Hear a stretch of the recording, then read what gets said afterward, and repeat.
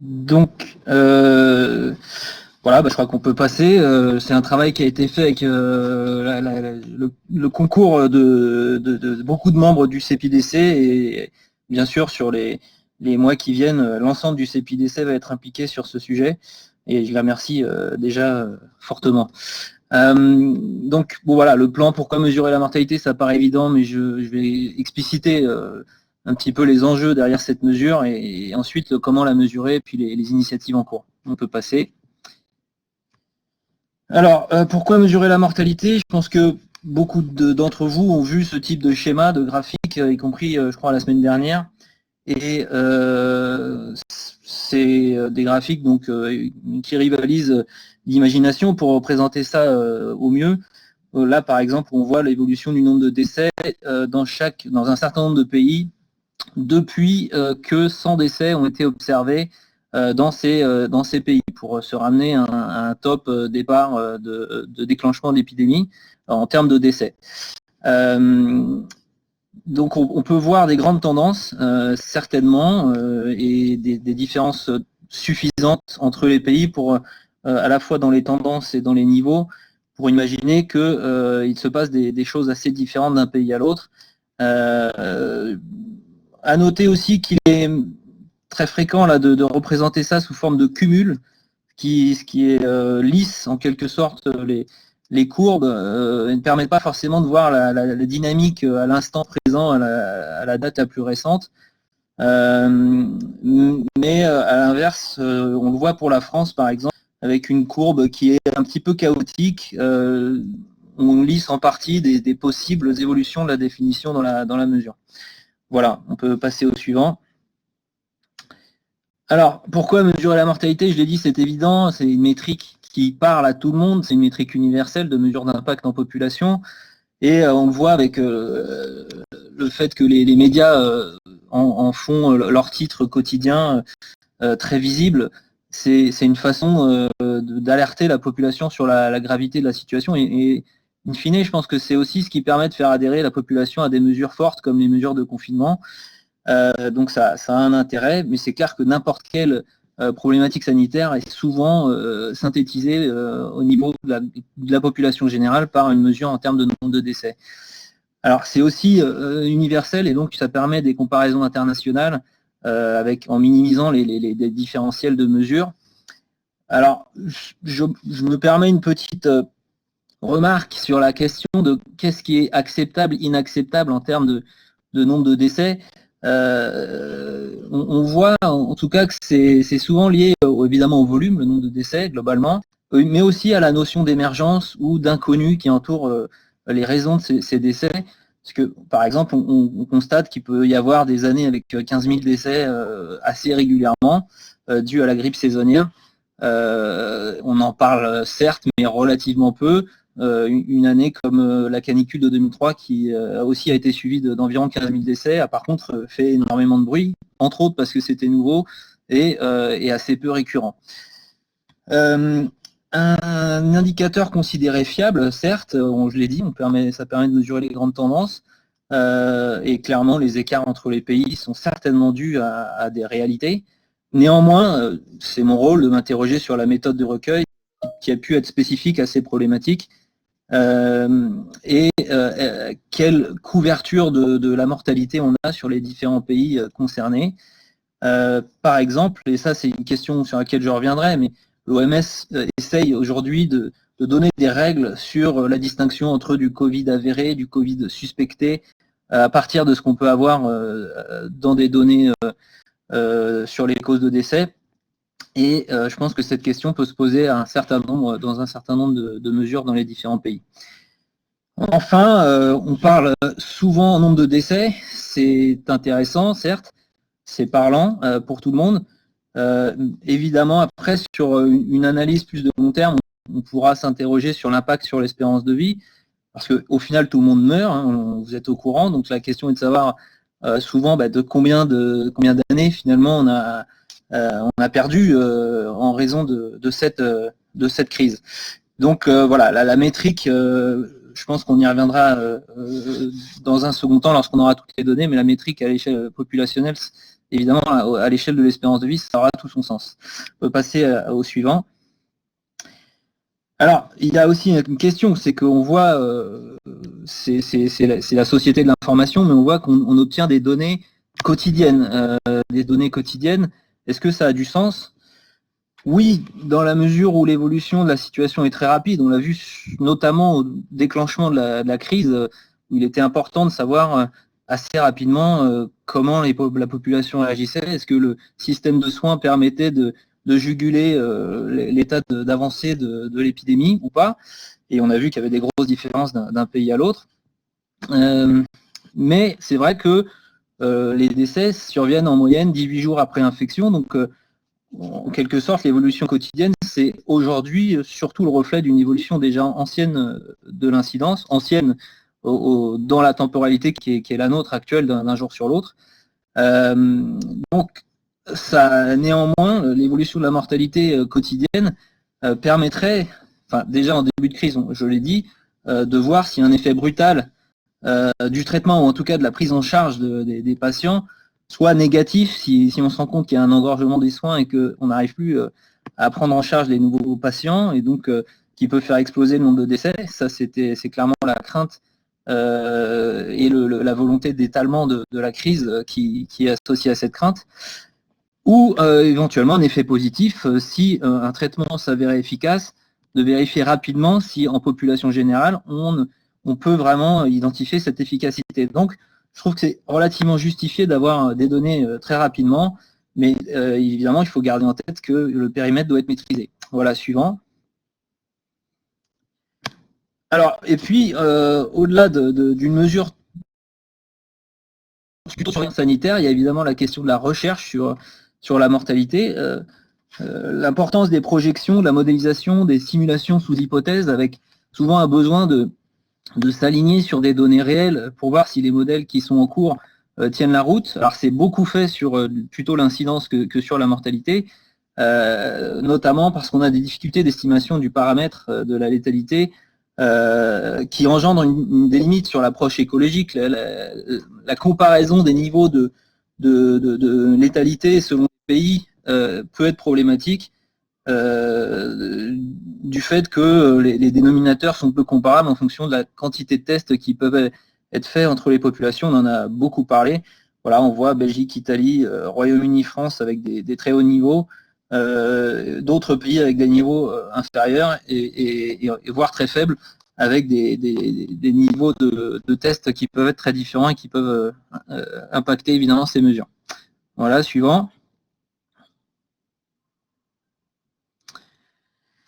Voilà, donc pour aller plus loin, évidemment, l'idée c'est de faire du suivi de cohorte, des essais cliniques, mais aussi l'analyse à travers le SNDS qui permettrait de scanner un certain nombre le système national des données de santé, qui regroupe les données hospitalières, les données de mortalité et les données de consommation de soins en ville, pour étudier de façon assez large les facteurs de risque de décès ou les traitements adaptés. Et aussi pour analyser les effets collatéraux, pas uniquement sur le Covid-19 proprement dit, mais sur d'autres causes de décès, les effets secondaires et éventuellement les effets du confinement lui-même. Il y a de très nombreuses initiatives en cours, je pense que c'est assez évident. Et donc, pour notre part, sur ce qui concerne la mortalité, les causes de décès, je le dirai plus tard, mais couvrent l'ensemble de la population, peut se faire à travers un appareillement et une injection rapide des données des causes de décès dans le système national des données de santé. Voilà, d'où un besoin de données personnelles et exhaustives, parce que si elles sont exhaustives, on peut du coup apparier avec n'importe quel type d'enquête en cours ou de cohorte. Suivant. Alors, comment mesurer la mortalité? Bon, ce schéma essaye, je l'ai fait rapidement, donc de donner les différents types de remontées d'informations. On voit sur l'espèce de courbe qui parle du médecin et qui va jusqu'à tout va à Santé publique France. De toute façon, ça c'est relativement bien fait de ce point de vue, même s'il y a des intermédiaires. Et donc sur la remontée actuelle, on a une transmission via un système civique qui est dans les hôpitaux, qui a été mis en place pour identifier les décès en cas d'attaque terroriste rapidement, dédoublonner les cas, pouvoir les gérer, donner un numéro unique. Ce système donc mesure la mortalité hospitalière. Il a été un petit peu du coup utilisé de façon différente puisqu'on est là sur une maladie, Covid-19, et une remontée spécifique dans les EHPAD qui est beaucoup plus à l'échelle à une échelle moins fine. On a des effectifs par établissement. Et j'ai mis des points d'interrogation sur le taux de couverture de ces différents dispositifs. Ils sont certainement élevés. C'est juste qu'on les connaît difficilement puisqu'on les utilise un peu pour la première fois dans ce cadre-là. Et c'est une remontée quotidienne, donc un délai de transmission de 1 jour, qui nécessite par contre un effort spécifique puisqu'on n'est pas sur des systèmes de routine. L'autre système classique de routine, c'est le système fondé donc sur l'obligation légale de transmission d'un certificat de décès pour chaque décès en France. Donc, lorsqu'un décès survient, un médecin doit faire un certificat, donc soit par la voie électronique en utilisant Cert Décès. Dans ce cas-là, le volet médical du certificat est transmis en quasi temps réel au CEPIDC puis à Santé publique France. Dans ce cas, il doit imprimer un volet administratif qui sera transmis à la mairie normalement assez rapidement, la mairie du lieu de décès, et qui pourra ensuite, le volet médical sera conservé à la mairie, le volet médical sera transmis à l'ARS, l'Agence régionale de santé, puis au CEPIDC INSERM lorsque c'est sous format papier, et dans ce cas-là, ça peut prendre 2 mois, la transmission de ce volet papier. Malheureusement, au début de crise, on était donc à 80% de décès encore certifiés sur papier. Et donc, voilà, on a une couverture en temps réel qui est limitée à 20%, qui est plus fréquente en milieu hospitalier qu'ailleurs. Et puis, à la mairie, une fois qu'ils ont reçu le certificat de décès, ils peuvent faire un avis d'état civil qui est transmis de façon dématérialisée dans à peu près 90% des cas à l'INSEE pour obtenir donc une mesure de mortalité toute cause qui représente donc 90% des décès et qui est transmis avec un certain délai. Néanmoins, on considère que c'est fiable au bout de 10 jours pour une transmission, tout ça à Santé publique France. Voilà, suivant. Donc je vais détailler un peu ces différents types. Donc la méthode ad hoc, j'ai détaillé la remontée spécifique et réactive, identification et suivi des cas. C'était au début de la crise où finalement on faisait vraiment du suivi individuel de cas. Ce système a été abandonné, il était trop contraignant en termes de ressources. Donc ils sont passés à l'outil civique et à remonter en EHPAD avec avant-hier 17 167 décès enregistrés. Une cartographie alors qui ne représente que les décès hospitaliers. Ils n'intègrent pas les données en EHPAD. Donc c'est des données dont on sait qu'elles ne sont pas exhaustives. On n'a notamment pas les décès à domicile. Qui permet des comparaisons internationales dans la mesure de l'urgence et de notre capacité à savoir ce que les autres font. Donc un certain nombre de pays font des choses similaires. À quel point c'est identique, c'est un peu plus difficile.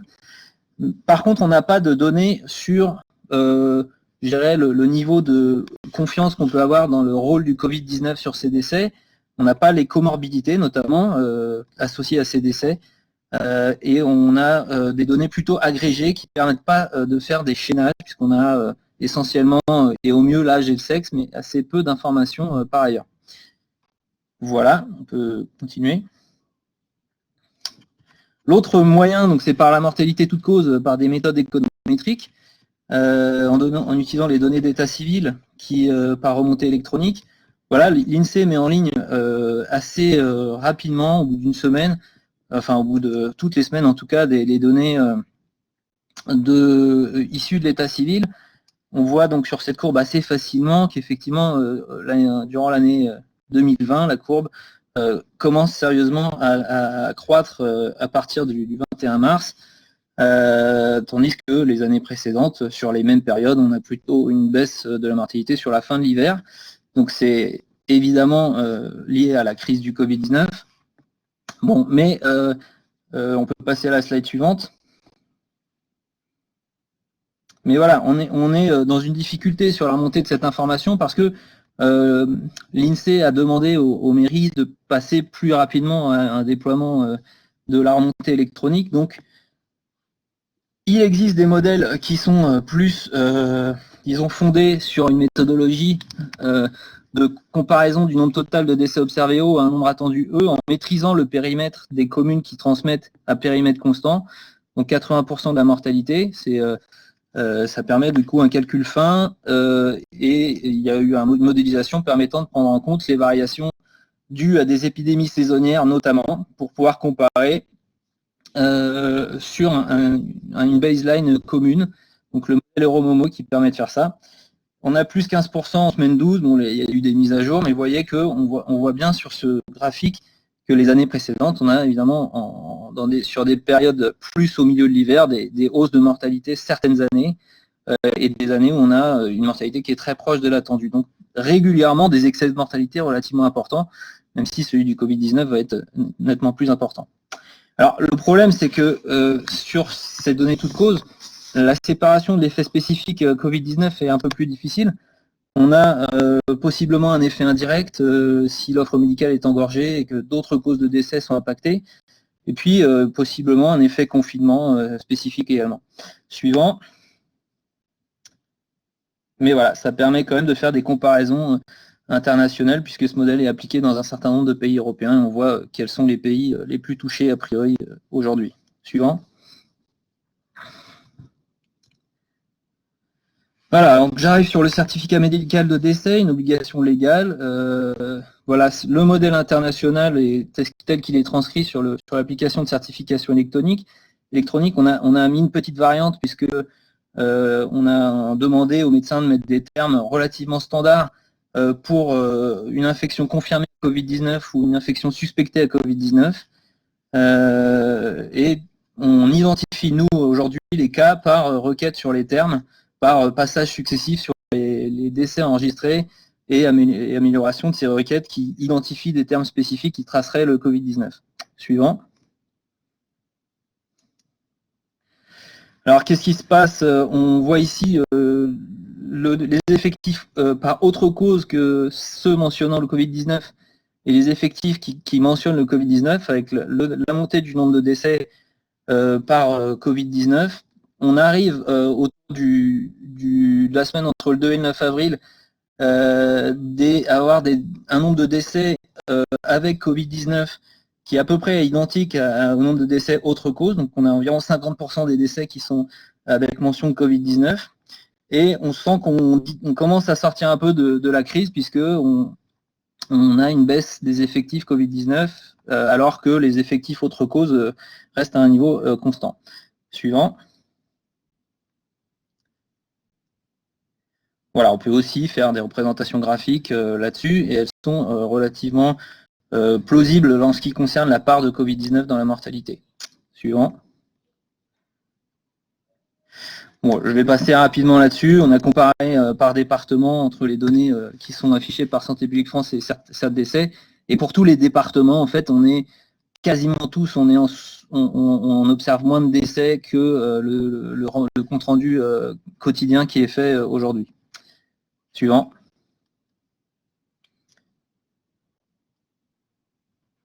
Allô? Suivant, c'est où je m'ai perdu. Ah, voilà.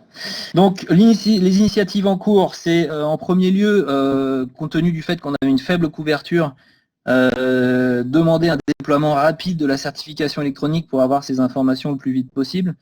Donc le 31 mars, un message urgent aux ARS et aux établissements de soins a été envoyé pour demander une utilisation exclusive de CERT-DC et un raccordement des établissements lorsqu'ils n'avaient pas encore fait le raccordement. Et dans les faits, on observe effectivement que à partir du 31 mars, on a un certain nombre d'établissements qui commencent à utiliser pour la première fois la certification électronique. On en avait déjà un petit peu avant, mais ça a réellement boosté le nombre de raccordements et d'utilisation effective de la certification électronique. Suivant.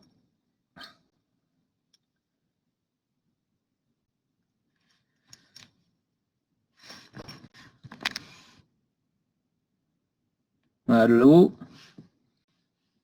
Ah, Voilà, avec une couverture par établissement, là on a le nombre d'établissements par type d'établissement qui est relativement importante dans les centres hospitaliers, mais moins importante en maison de retraite notamment 3%, mais en même temps il y a souvent peu de médecins, donc le raccordement n'est pas forcément pertinent, mais on sent qu'il y a encore beaucoup d'établissements à couvrir aujourd'hui. Suivant. Et dans les faits, en conservant à périmètre égal les mêmes établissements, c'est la courbe rouge. On observe cette courbe avec une hausse de la mortalité. Et la courbe bleue, c'est en incluant les nouveaux établissements. On peut avoir aujourd'hui 8% de plus, 8,6% pour les décès toutes causes sur le graphique de gauche. Et en moyenne 10% de décès Covid-19 enregistrés grâce à ce raccordement. Suivant. Alors dans les autres initiatives, il y avait une notion de redressement statistique. On s'est dit qu'on pouvait essayer d'appliquer des poids de redressement, sachant qu'on savait la couverture de la certification électronique en période habituelle. Donc sous l'hypothèse d'une distribution identique Covid-19 et décès toutes causes, conditionnement au département de décès au lieu de décès, H-sexe, on pouvait calculer des poids de redressement. Mais on a un tel déséquilibre dans la représentation de la certification électronique qui est très surreprésentée en milieu hospitalier ou en clinique par rapport au domicile où il y a très peu de décès qui sont aujourd'hui certifiés électroniquement, que ça nous semble fragile aujourd'hui de proposer une estimation prenant en compte ces poids de redressement. C'est également le cas à l'échelle des régions. Donc si on combine région fois lieu de décès, on a vraiment des cases trop petites pour pouvoir en tirer des estimations nationales. Suivant. Et enfin, dernière initiative, le codage automatique des comorbidités. On utilise pour ça un outil de deep learning qui a été récemment développé et qui obtient des très bonnes performances puisqu'on est capable grosso modo de coder automatiquement et correctement 95% des diagnostics mentionnés sur les certificats de décès. Et donc on est capable de produire rapidement des statistiques sur la présence de comorbidité ou pas sur le certificat de décès, donc 64% avec comorbidité, une proportion qui a plutôt tendance à être plus élevée sur les personnes plus jeunes que sur les personnes plus âgées. Et puis, voilà, une répartition des comorbidités, pathologie cardiaque, hypertension artérielle plus fréquente, pathologie respiratoire et diabète qui viennent en seconde position, et neurologique et pathologie rénale. Donc des résultats, je crois, qui sont relativement connus déjà. Suivant. Et enfin, la transmission dans le SNDS qu'on essaie d'accélérer, parce que jusque-là, c'était plutôt sur une base annuelle. On pense recevoir les certificats papier de mars début juin. Et on essaiera de les coder automatiquement pour une transmission possible mi-juin. Et dans un second temps, on fera un codage expert de l'année 2020 avec une application rigoureuse des nouvelles règles de l'OMS et puis une distinction des cas de Covid-19 suspect et de Covid-19 avéré. L'OMS aussi qui souhaite mettre en place une remontée rapide de ces décès avec tout son réseau d'acteurs pour avoir une comparaison internationale sur la base des données de certification électronique. Voilà, j'en ai fini. Et je remercie toute l'équipe, encore une fois, du CEPIDC qui a travaillé sur tous ces éléments, et puis Santé publique France avec qui on travaille main dans la main sur ce sujet. Merci beaucoup Grégoire, c'était très clair, très informatif. Il y a des questions qui ont été posées et donc je les pose tout de suite. Alors de Florent qui dit les 3 pays européens qui ont l'espérance de vie la plus élevée, Espagne, Italie, France, sont aussi ceux qui ont le taux de mortalité le plus élevé par Covid-19. Que donne la courbe de mortalité si elle est ajustée par groupe d'âge?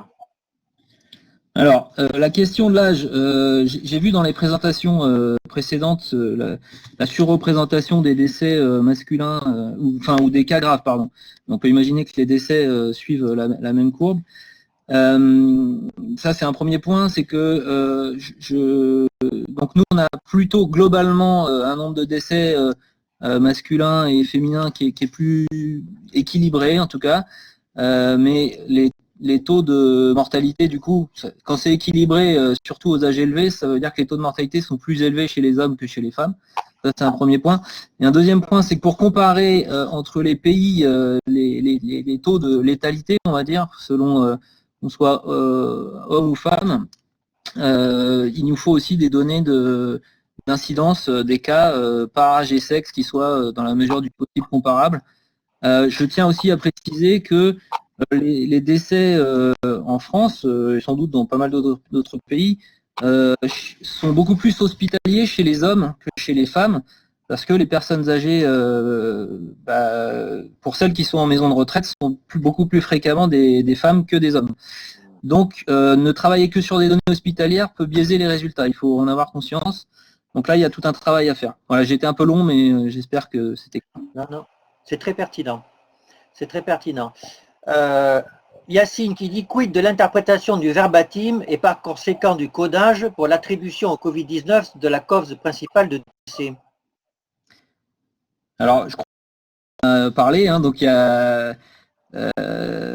deux étapes. Là, on fait une étape en urgence d'identification du Covid-19 avec l'identification des termes les plus fréquents rencontrés qui mentionnent le Covid-19 et en appliquant des règles qui distinguent le Covid-19 avéré et suspecté.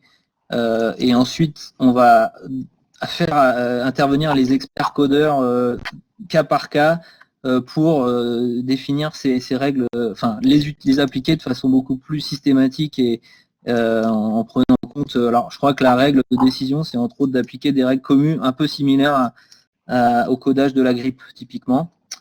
Voilà, et après il y a l'automatisation du traitement du texte, mais pour l'instant l'automatisation pure basée sur du machine learning, évidemment elle a besoin d'un corpus d'apprentissage. Et là, s'agissant de nouveaux termes, s'agissant de nouvelles situations cliniques, il va falloir quand même qu'on fasse passer des experts avant de pouvoir utiliser du machine learning.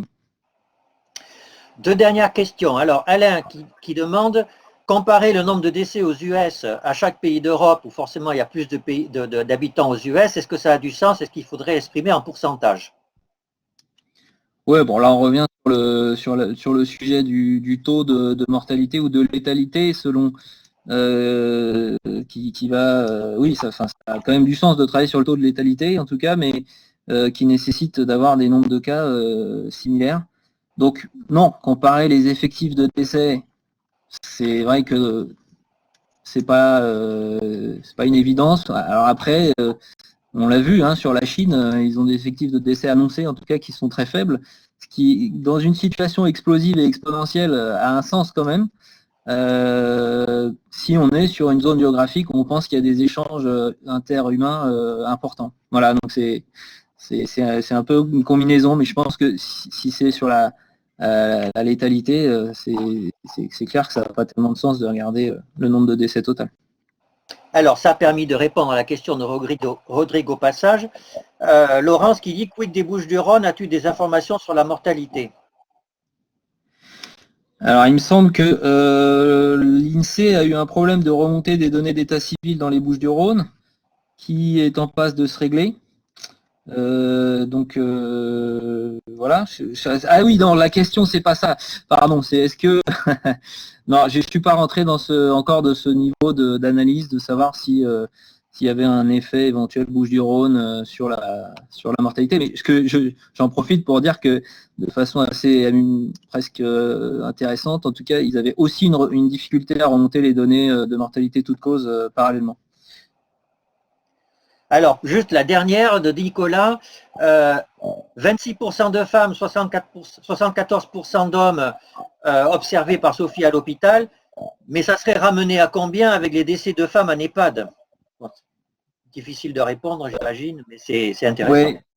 Je peux juste te dire que le travail reste à faire. Là, on a été très pris par plein de choses et donc il reste énormément de sujets à traiter. Les angles d'attaque sont multiples, mais je ne peux pas répondre tout de suite. Là. Eh bien, merci Grégoire, c'était passionnant.